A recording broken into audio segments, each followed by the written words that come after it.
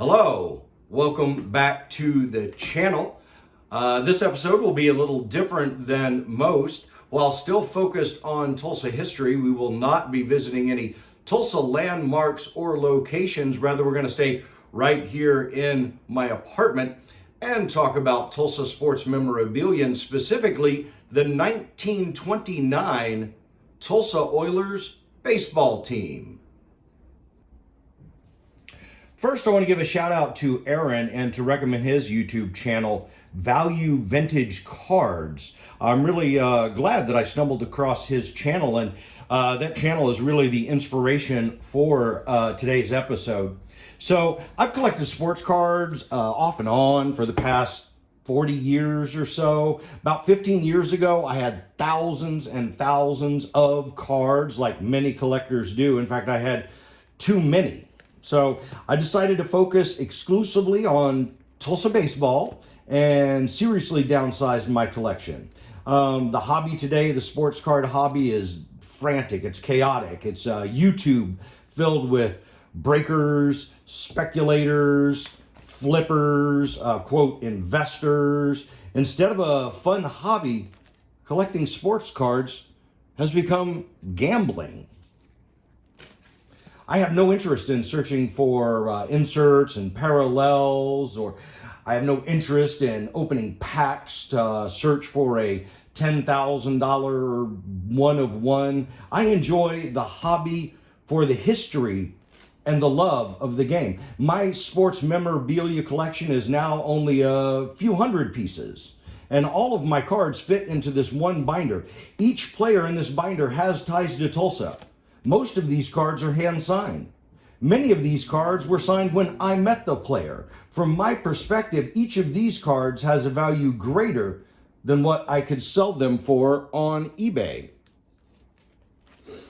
As we get back in here to the more current Tulsa Drillers players, and I'm recording this video the day after the World Series ended, with the Los Angeles Dodgers being the world champions once again, and 9 of the players on that World Series roster are former Drillers. 16 Drillers are on the Dodgers 40-man roster. So many of these folks you will have seen play. James Outman, you got to see play during the World Series. Andy Pages, Landon Knack pitched. So a lot of these guys you have seen in the majors, and some of them you will see. Really excited about Dalton Rushing specifically. He didn't spend too much time in Tulsa, as he has moved his way up to AAA Oklahoma City, and we hope to see him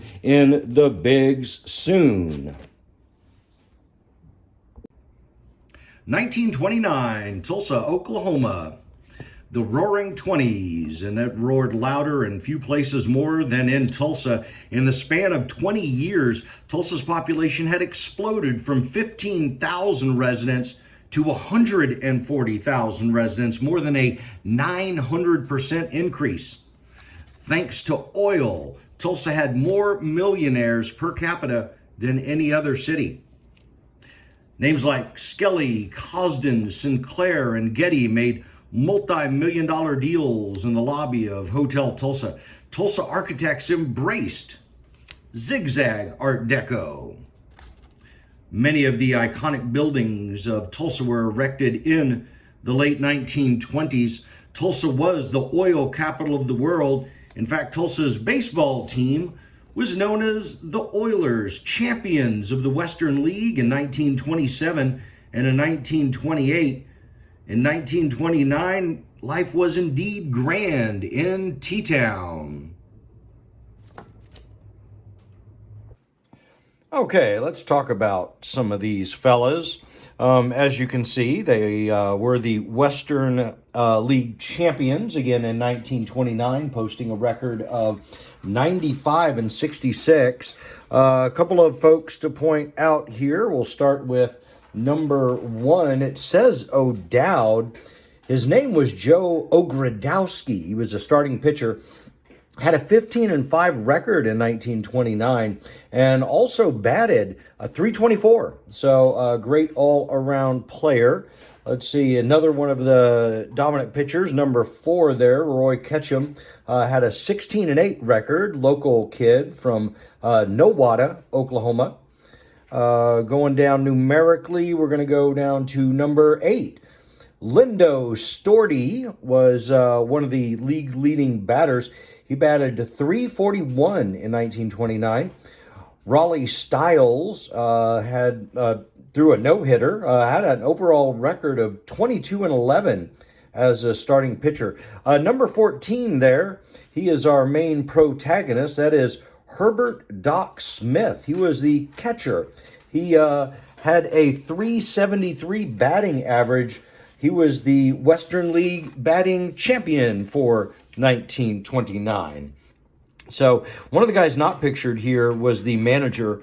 Marty Berghammer was his name. He came to Tulsa as a player manager in 1925, and he led the 27, 28, and 29 Oilers to the champions.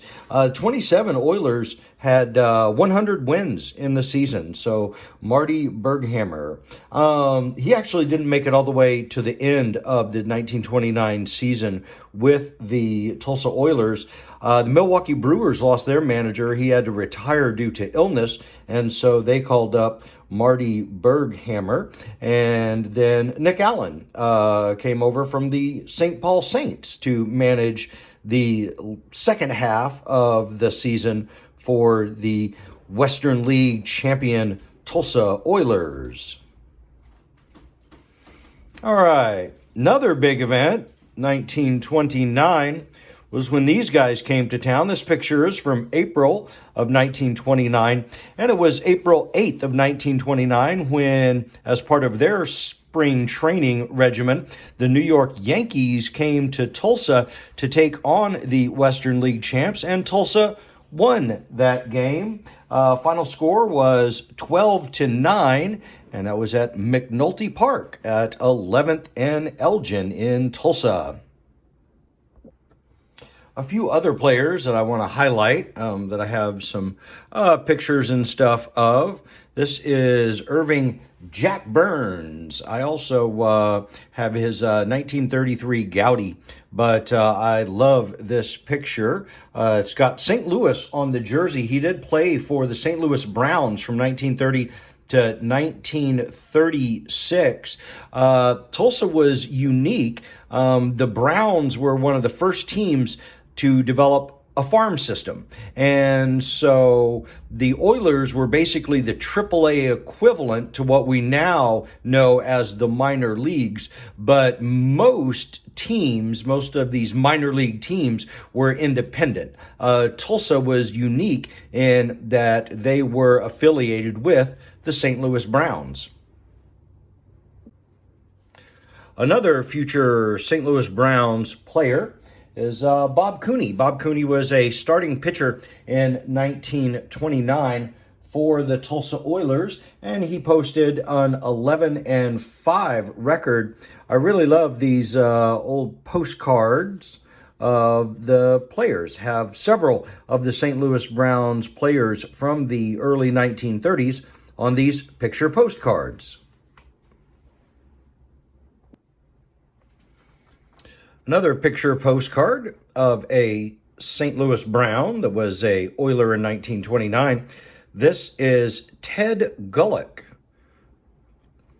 I also have for Ted this informational card. Looks like it's a cutout. I have a few of these. I'm really not sure where they're from or what they're about. Maybe one of y'all can tell me in the comments if you know anything about this. But just the detail on these, not only with the teams that he played for, and you can see he was with Tulsa for a couple of years, Muskogee, Oklahoma, before going on to play for St. Louis Browns and Milwaukee Brewers. He was also later a manager for the Bartlesville minor league team, Bartlesville, Oklahoma. But yeah, again, all of this interesting information, including if you wanted to send him a letter, there his post office box. Ted Gullick. and Ted was an outfielder. So I also have this glove from the era, fielder's glove. I just think it's a great piece. It presents well with this collection of Tulsa Oilers memorabilia.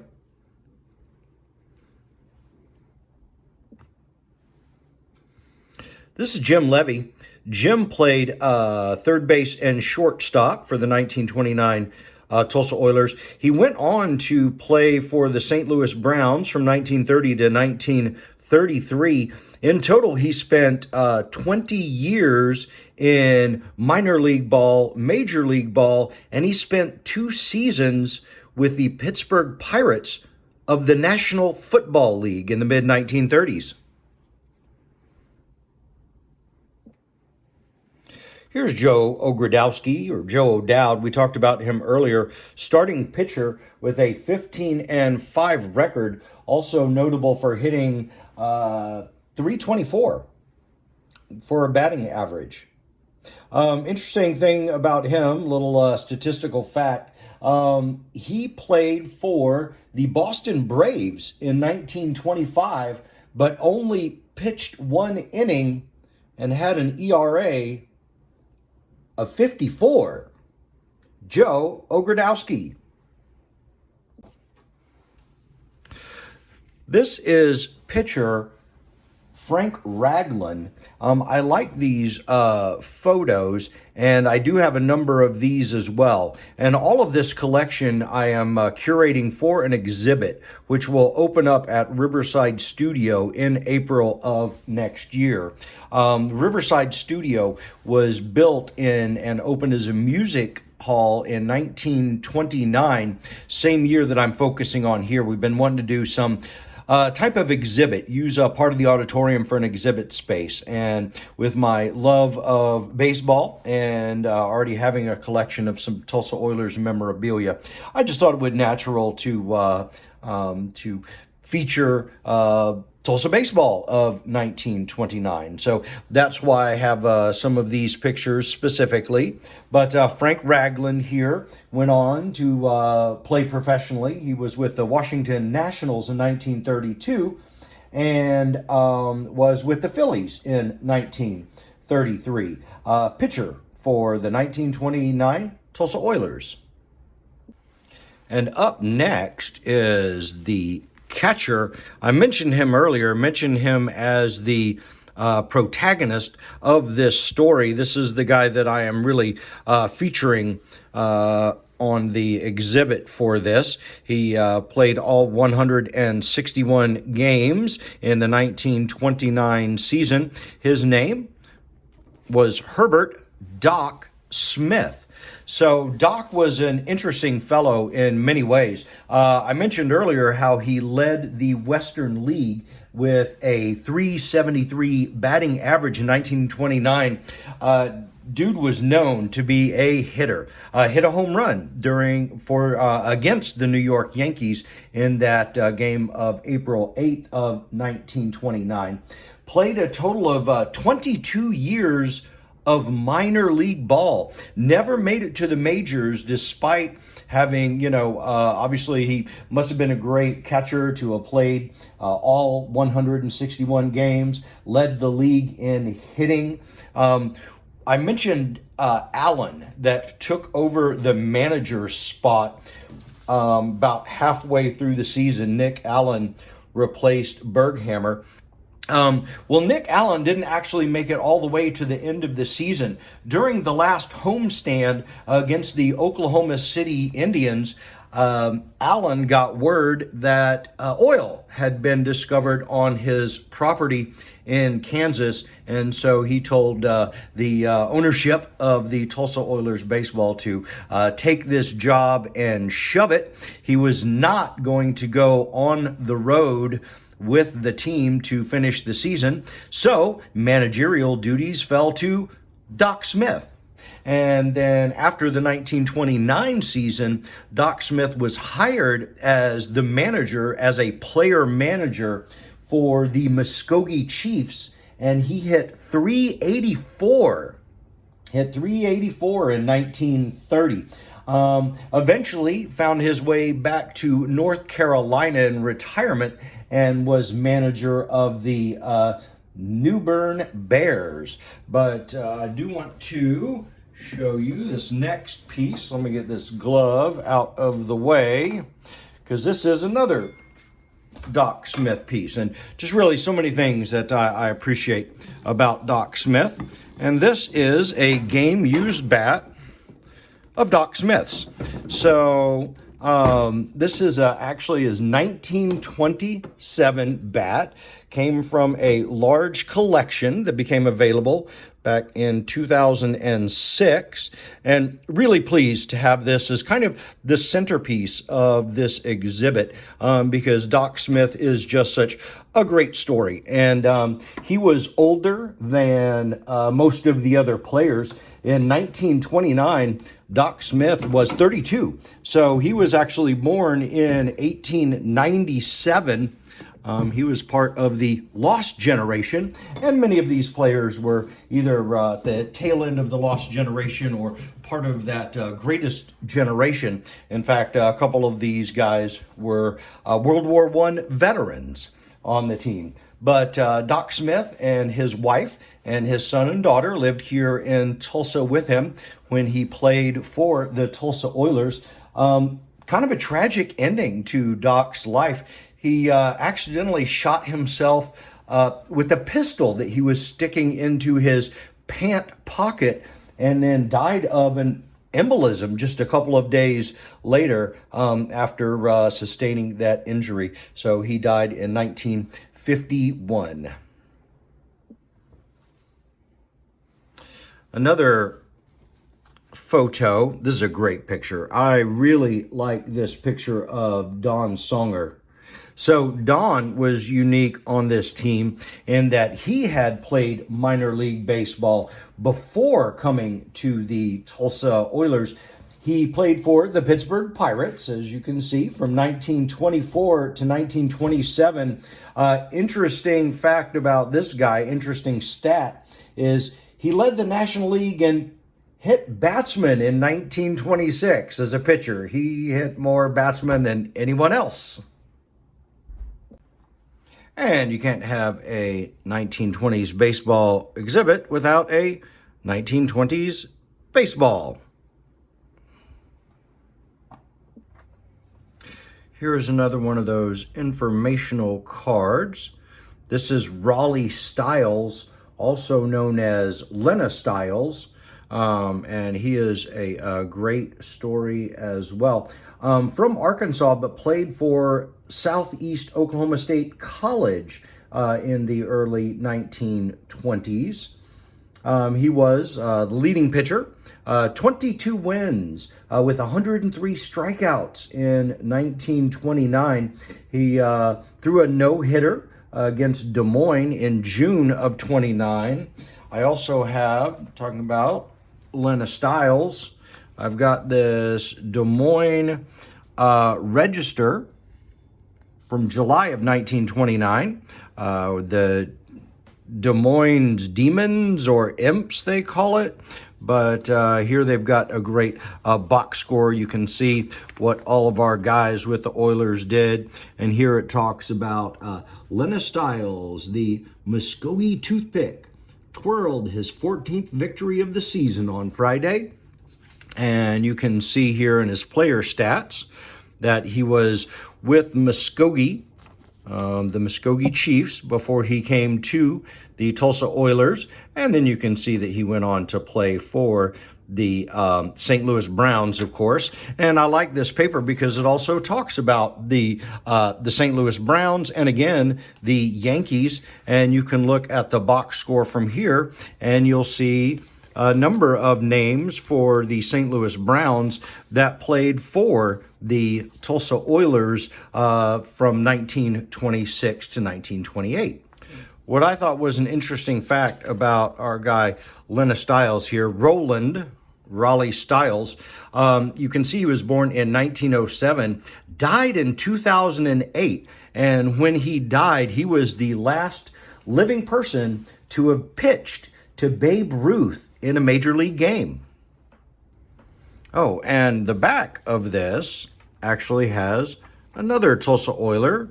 This is Ivan Lindo Lynn, who went by a variety of names, Storty. So he played all 161 games. In 1929, he played at both second and third base. Batted .341 for Tulsa. You can see he also went on to play for the St. Louis Browns and the Milwaukee Brewers. I like this piece. It's a matchbook. So there are several of these out there for the St. Louis Browns players of the 1930s. I also have for Mr. Storty a postcard that is signed by Lynn Storty. And one more player that I want to talk about, and unfortunately I don't have a photo of him yet. Again, I'm curating this collection to be on display next April of 2025. But I want to talk about Jim Wright.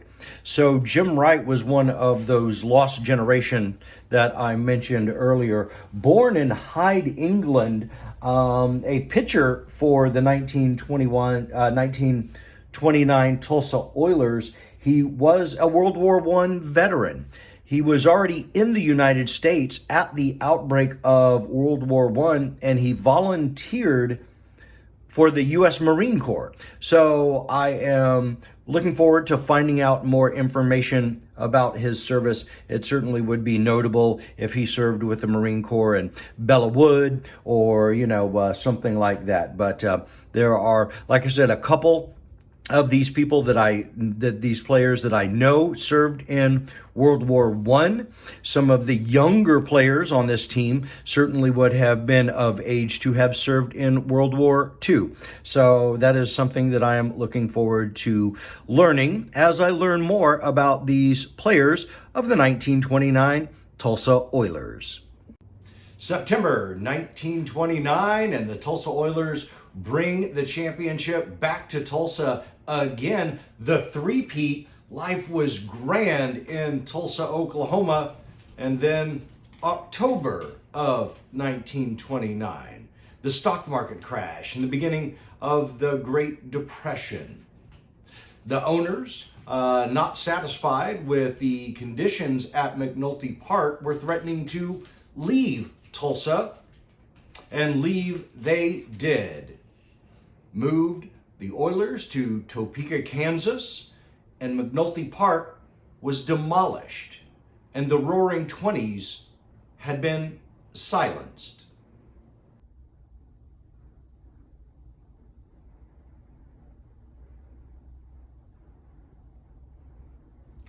For those of you that have made it this far in the video, it's bonus footage time. I pulled out some of the jerseys that I have from the Tulsa Drillers. Probably half of these jerseys are promotional giveaways. The Tulsa Drillers have always done a great job of giving away fun and quality stuff for their promotional giveaways. So we'll look at a few examples. Here is a jersey that is the Cody Bellinger. Number 8, love this one, my favorite giveaway jersey. It's Pudge Rodriguez. This is the jersey that I wore when I threw out the first pitch a number of years ago. This is the jersey I wear for 4th of July. Always wear that one. Another Drillers player jersey. This one is Matt Holliday. Matt Holliday, local kid. He's from Stillwater, Oklahoma. Played college ball at Oklahoma State University. Love this jersey as well. So this is the pandemic jersey. So, there was no minor league baseball in 2020. So what Tulsa and some of the other teams in the Texas League did was put together just local college kids to play in the stadium. So there were a handful of games, baseball games in the summer of 2020, even though they weren't officially the Tulsa Drillers. And then they released a limited number. I think there's only like 32 of these jerseys that went out to the public. So I was very pleased to be able to get a hold of one of these. Give you a little better look at the name. So TVLSE, Tulsa, is a reference to the original Muskogee Nation settlement, the Lochapoka settlement that eventually became Tulsa. Tulsa was the end of the Trail of Tears for the Lochapoka band of the Muskogee Nation. So that is homage to them. You'll see a couple of these jerseys. They wear it once a year. They'll wear the Tulsa jersey. Another great Tulsa driller. We are really pleased that he is a member of the Drillers family. He is Sammy Sosa. So Sammy Sosa played here in the late 1980s. Here's my Pride jersey. I wear that one to the stadium in every June. So it's got Clayton Kershaw number, and it is the Pride jersey. Another guy that spent a little time, actually spent a whole year here, he is Nolan Arenado. Played right here in Tulsa for the Tulsa Drillers. I love this jersey. So this is a homage to reference to the T-Town Clowns. So once a year, the Drillers recognize the Negro League team that played here in Tulsa. So back in the 1920s, there was a Negro League team that played at McNulty Park, and they were called the Black Oilers. Much later, 50s, later incarnation of Negro League baseball, they were the T-Town Clowns. So this is always a popular jersey. The line when they gave this one away in 2023, that's how I know when it was, the line to get this jersey was a half mile long. Of course, I'm exaggerating, but you know, they gave away 5,000 or so, and there were well more than 5,000 people in line even before the gates opened. Fantastic giveaway. This one actually is from last year, and it's similar to the one that we just looked at. It is a reference to T-Town Clowns. This is the game-worn jersey of Jeremy Rosario. So Jeremy Rosario, this was his debut for the Tulsa Drillers. So I was fortunate to have won that one in an auction, and did get it signed by Jeremy Rosario. And a good thing I did, because he is an up-and-coming pitcher. By the end of the season, he had moved up to AAA Oklahoma City. And finally, this is my favorite jersey that I have. Again, it references the Muskogee Nation with the Tulsa on there. This is another game-worn jersey. This is a jersey by my favorite current Tulsa driller. You probably don't know him. Who knows if he's going to make it, but he is certainly a fan favorite of mine. Brandon Lewis. I've had the pleasure of spending some time with Brandon maybe 4 times, 3-4 times anyway, and just a great kid, and really appreciate having him here in Tulsa. So this is another thing I like about this jersey, is that he got up, dusted himself off, thought about cleaning it, but you know, I have the dirt on it from One Oak Field. So again, this was a game worn by Brandon Lewis, one of my favorite players, and I just love the Muskogee Nation jersey when they play in them. So there's a few other pieces from my collection, a few of the jerseys that I own.